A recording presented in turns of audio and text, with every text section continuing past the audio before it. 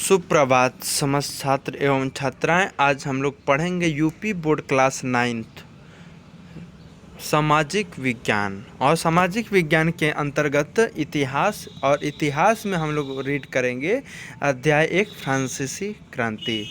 तो इस वीडियो में हम लोग फ्रांसीसी क्रांति का अभ्यास प्रश्न करेंगे। तो सर्वप्रथम हम लोग देखते हैं कि इसमें कितने प्रश्न पूछे जाते हैं। ठीक है, आपके स्क्रीन पर दिख रहा होगा क्वेश्चन, जो आपके अभ्यास पुस्तिका में यह प्रश्न दिया गया है। पहला प्रश्न है कि फ्रांस में क्रांति की शुरुआत किन परिस्थितियों में हुई। ठीक है, पहला प्रश्न का आंसर आपको लिख देना है। उसके बाद दूसरा होता है कि फ्रांसीसी समाज में किन तबकों को क्रांति का फायदा मिला, कौन से समूह सत्ता छोड़ने के लिए मजबूर हो गए, क्रांति के नतीजों में समाज के किन समूहों को निराशा हुई होगी। यह आपका दूसरा प्रश्न हो गया। तीसरा प्रश्न है 19वीं और 20वीं सदी की दुनिया के लिए फ्रांसीसी क्रांति कौन कौन सी विरासत छोड़ गई। ये तीसरा प्रश्न हो गया। और चौथा प्रश्न है कि उन जनवादी अधिकारों की सूची बनाएं जो आज हमें मिले हुए हैं और जिनका उद्गम फ्रांसीसी क्रांति में है। पांचवा प्रश्न, क्या आप इस तर्क से सहमत हैं कि सार्वभौमिक अधिकारों के संदेश में नाना अंतर्विरोध थे। नाना मीन्स होता है अनेक प्रकार के अंतर्विरोध थे। छठा क्वेश्चन है नेपोलियन के उदय को कैसे समझा जा सकता है। यह आपके 6 क्वेश्चन है, वेरी वेरी इंपॉर्टेंट है। और इन्हीं प्रश्नों के माध्यम से आपको अति लघुत्तरी प्रश्न बनाना है। ठीक है, तो उसकी भी वीडियो हम नेक्स्ट वीडियो में डालेंगे, जो अति लघुत्तरी प्रश्न होंगे। ठीक है, तो आपको इस वीडियो में पहला प्रश्न से लेकर छठे प्रश्न का आंसर कराया जाएगा और इसे आप लोग अपने कॉपी पर नोट डाउन कर लेंगे।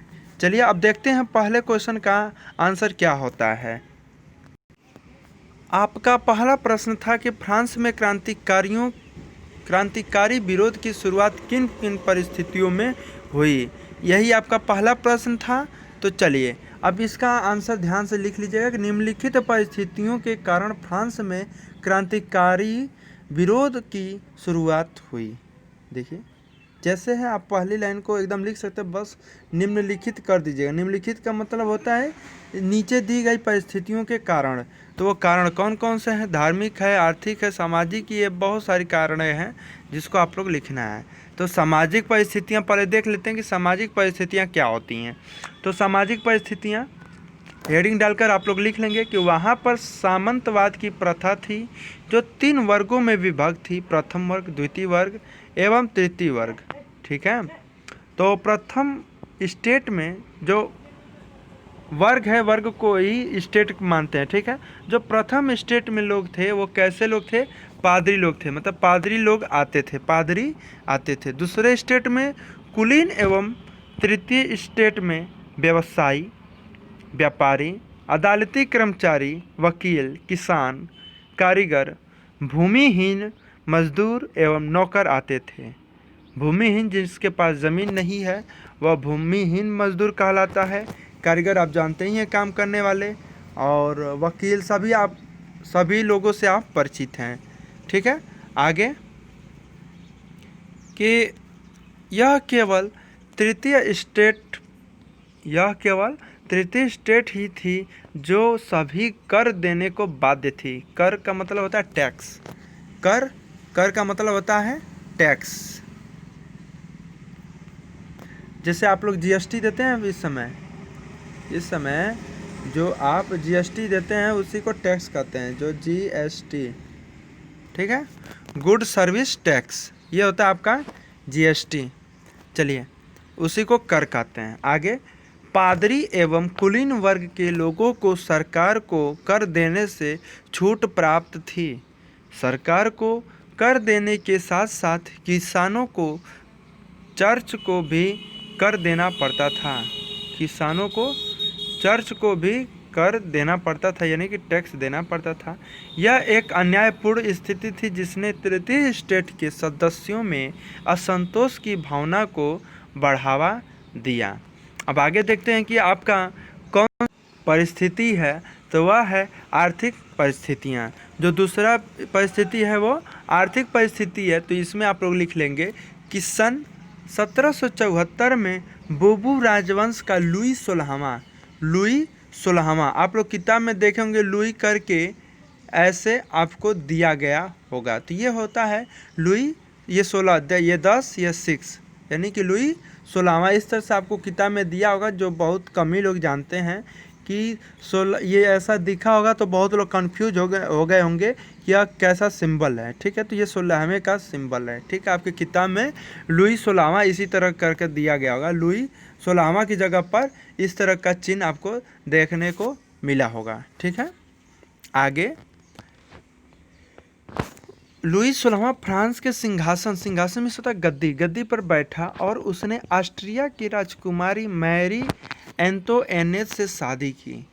ठीक है, सत्तारूढ़ होने पर उसे शाही खजाना खाली मिला, सेना का रख रखाव, दरबार का खर्च, सरकारी कार्यालयों या विश्वविद्यालयों को चलाने जैसे अपने नियमित खर्च निपटाने के लिए सरकार कर बढ़ाने पर बाध्य हो गई। कर मीन्स टैक्स, आप लोग जान ही रहे हैं। कर बढ़ाने के प्रस्ताव को पारित करने के लिए फ्रांस के सम्राट लुई 16वें ने 5 मई 1789 में को स्टेट के जनरल की सभा बुलाई। प्रत्येक स्टेट को सभा में एक वोट डालने की अनुमति दी गई। अतिरिक्त स्टेट ने इस अन्यायपूर्ण प्रस्ताव का विरोध किया। विरोध का मतलब जानते ही हैं, जो उसके पक्ष में न हो तो वो विरोध होता है। ठीक है, उन्होंने सुझाव रखा कि किसने, तृतीय स्टेट ने, उन्होंने सुझाव रखा कि प्रत्येक सदस्य का एक वोट होना चाहिए। सम्राट ने इस अपील को ठुकरा दिया तथा तृतीय स्टेट के प्रतिनिधि सदस्य विरोध स्वरूप सभा से वॉक आउट कर गए। वॉक आउट का मतलब चले गए। जो सभा थी उससे वो चले गए। ठीक है, वॉक आउट कर गए। अगला कारण था फ्रांसीसी जनसंख्या। ये देखिए, इस जनसंख्या की समस्या प्रत्येक राज्य में, प्रत्येक देश में है। ठीक है, तो फ्रांसीसी जनसंख्या भी एक कारण थी, जो भारी बढ़ोतरी के कारण इस समय खाद्यान्न की मांग बहुत बढ़ गई। जो फ्रांस में जो क्रांति हुई थी तो उस समय क्या जनसंख्या अधिक थी, तो जनसंख्या अधिक होने के कारण क्या होता है, खाद्यान्न में बहुत कमी बढ़ गई, यानी कि खाने पीने की सामग्री जो हो गई कम पड़ गई। परिणाम स्वरूप क्या हुआ कि पावरोटी अधिकतर के भोजन का मुख्य भाग, यानी कि जो पावरोटी था वो बहुत मतलब सभी लोग पावरोटी का ही सेवन करते थे। ठीक है, तो उसके भाव क्या हो गए, बढ़ गए। बढ़ती कीमतों व अपर्याप्त मजदूरी के कारण अधिकतर जनसंख्या जीविका के आधारभूत साधन ही वहन नहीं कर सकती थी। इससे जीविका संकट उत्पन्न हो गया तथा अमीर और गरीब के मध्य दूरी बढ़ गई। ठीक है, अगला कारण देखते हैं, दार्शनिकों का योगदान। ठीक है, इसमें क्या हुआ कि 18वीं सदी के दौरान मध्यम वर्ग शिक्षित एवं धनी बनकर उभरा, यानी कि सभी लोग जहाँ पर शिक्षा होगा वहाँ पे लोग ऐसे ही अमीर होंगे। ठीक है, तो शिक्षित होना बहुत ज़रूरी है। तो यहाँ पे क्या हुआ था कि ये शिक्षित एवं धनी बनकर उभरा। ठीक है, 18वीं सदी में जो मध्यम और मिडिल क्लास के लोग जो थे वो शिक्षित एवं धनी बनकर उभरे में आगे आए। तो सामंतवादी समाज द्वारा प्रचारित विशेषाधिकार यानी कि जो विशेष अधिकार था, ठीक है, प्रचारित विशेषाधिकार प्रणाली के उनके हितों के विरुद्ध थी। शिक्षित होने के कारण इस वर्ग के सदस्यों की पहुंच फ्रांसीसी एवं अंग्रेज राजनीतिक एवं सामाजिक दार्शनिकों द्वारा सुझाए गए समानता एवं आज़ादी के विभिन्न विचारों तक थी। ठीक है, ये विचार सैलून एवं काफ़ी घरों में जनसाधारण के बीच चर्चा तथा वाद विवाद के फलस्वरूप तथा पुस्तकों एवं अखबारों द्वारा लोकप्रिय हो गए। ठीक है, तो इसीलिए कहा जाता है शिक्षा बहुत ज़रूरी है, सबको ग्रहण करना चाहिए और सबको अधिकार भी है शिक्षा प्राप्त करने का। ठीक है। तो आगे क्या हुआ कि दार्शनिकों के विचारों ने महत्वपूर्ण भूमिका निभाई। John Locke, Jean Jacques Rousseau एवं मॉन्टेस्क्यू ने राजा के दैवीय सिद्धांतों को नकार दिया, यानी कि इनकार कर दिया। ठीक है, अब अगला पॉइंट देखते हैं, राजनैतिक कारण।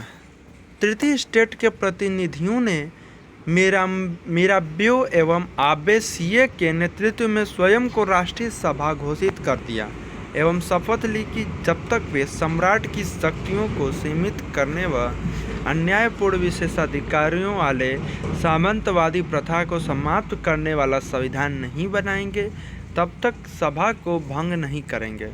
जिस समय राष्ट्रीय सभा संविधान का मसौदा बनाने में व्यस्त थी, उस दौरान सामंतों को विस्थापित करने के लिए बहुत से स्थानीय विद्रोह हुए।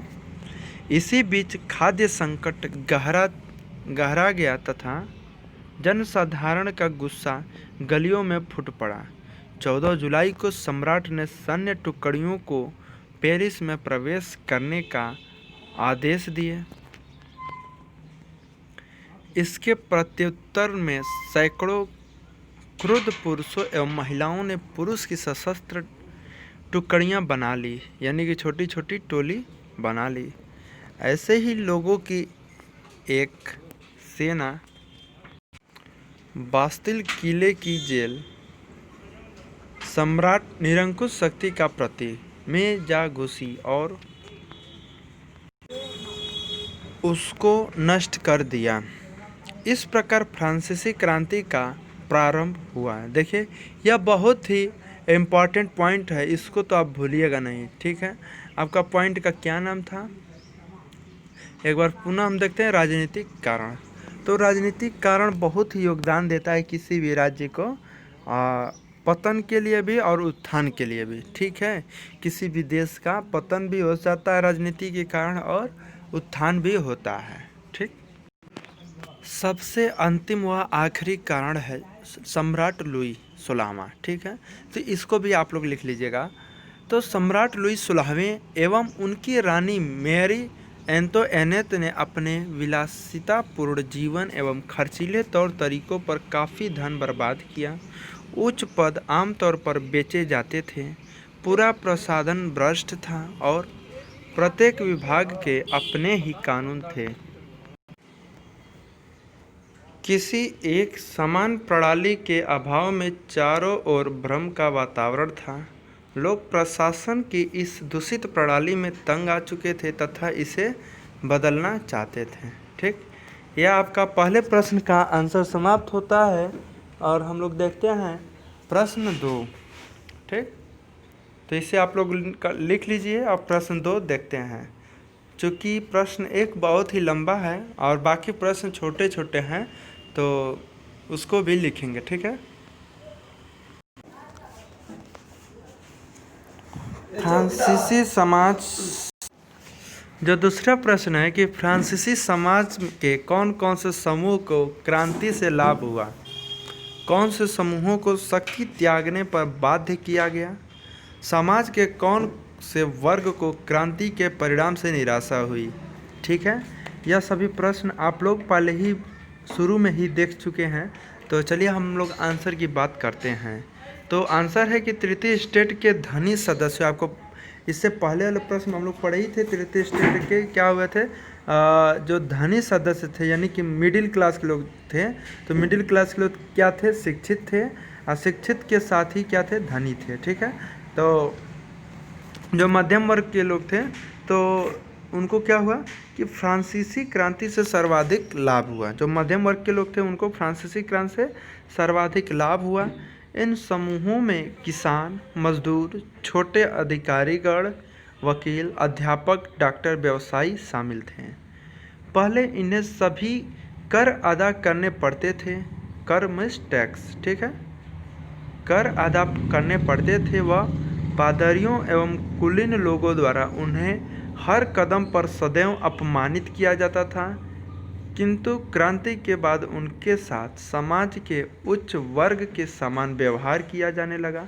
पादरियों एवं कुलीनों को शक्ति त्यागने पर बाध्य होना पड़ा।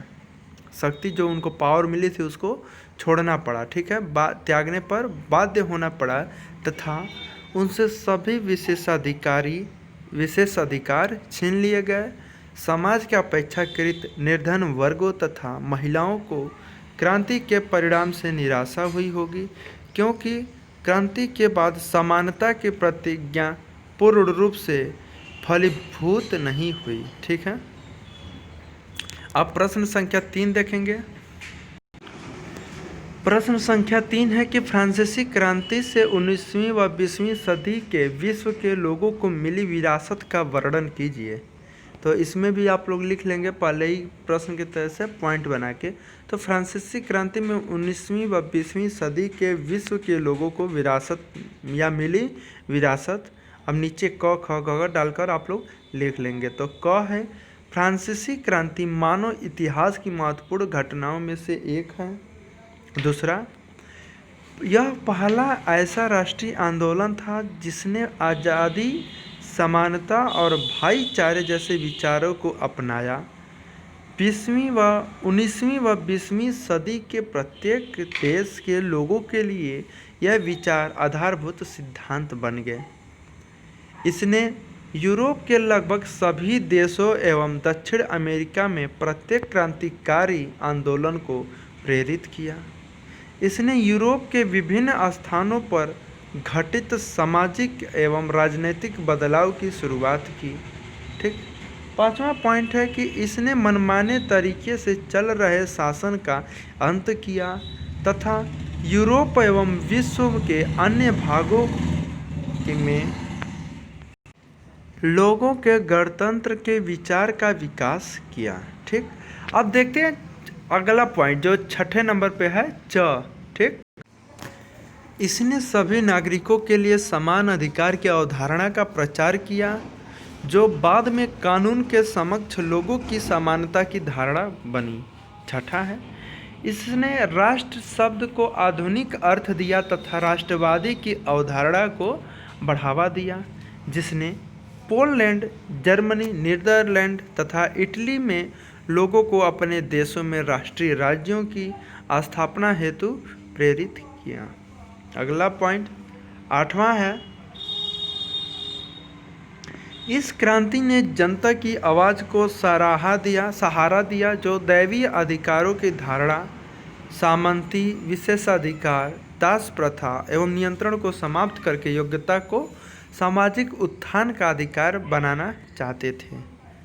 अगला पॉइंट 9वां है, राजा राम मोहन राय जैसे नेता फ्रांसीसी क्रांति द्वारा प्रचारित राजशाही एवं उसके निरंकुशवाद के विरुद्ध प्रचारित विचारों से अत्यधिक प्रभावित जो जुड़ जाते हैं, ठीक है।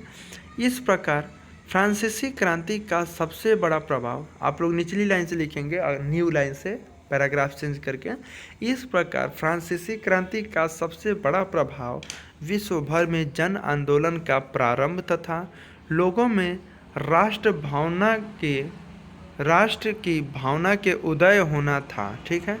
ये आपका प्रश्न संख्या 3 का आपका आंसर है, ठीक। अब देखते हैं प्रश्न संख्या 4। प्रश्न संख्या 4 है कि उन लोकतांत्रिक अधिकारों की सूची बनाइए जो आज हमें मिले हुए हैं और जिनका उद्गम फ्रांसीसी क्रांति से हुआ है। आंसर है कि वे लोकतांत्रिक अधिकार जिन्हें हम आज प्रयोग करते हैं तथा जिनका उद्गम फ्रांसीसी क्रांति से हुआ है इस प्रकार हैं। पहला, विचार अभिव्यक्ति का अधिकार। दूसरा, समानता का अधिकार। तीसरा, स्वतंत्रता का अधिकार। चौथा, एकत्र होने तथा संगठन बनाने का अधिकार। पांचवा, सांस्कृतिक एवं शैक्षणिक अधिकार। छठा, धार्मिक स्वतंत्रता का अधिकार। सातवां, शोषण के विरुद्ध अधिकार। आठवां, संवैधानिक उपचारों का अधिकार। ठीक, प्रश्न संख्या 4 कंप्लीट हुआ। अब देखते हैं प्रश्न संख्या 5 क्या है। ठीक, प्रश्न संख्या 5 है, क्या आप इस तर्क से सहमत हैं कि सार्वभौमिक अधिकारों के संदेश अंतर्विरोध से घिरे हुए थे? जी बिल्कुल, आप लिख सकते हैं कि पुरुषों एवं नागरिकों के अधिकारों की घोषणा इतने विशाल स्तर पर सार्वभौमिक अधिकारों का खाका तैयार करने का विश्व में शायद प्रथम प्रयास था। इसने स्वतंत्रता, समानता एवं भाईचारे के 3 मौलिक सिद्धांतों पर बल दिया। सभी लोकतांत्रिक देशों द्वारा ऐसे सिद्धांतों का अपनाया गया है, किंतु यह सत्य है कि सार्वभौमिक अधिकारों का संदेश विरोधाभासों से घिरा था।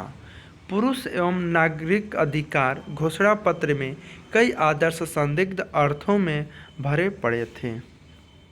अगला पॉइंट है, घोषणा में कहा गया था कि कानून सामान्य इच्छा की अभिव्यक्ति है। सभी नागरिकों को व्यक्तिगत रूप से या अपने प्रतिनिधियों के माध्यम से इसके निर्माण में भाग लेने का अधिकार है। कानून के नज़र में सभी नागरिक समान हैं, किंतु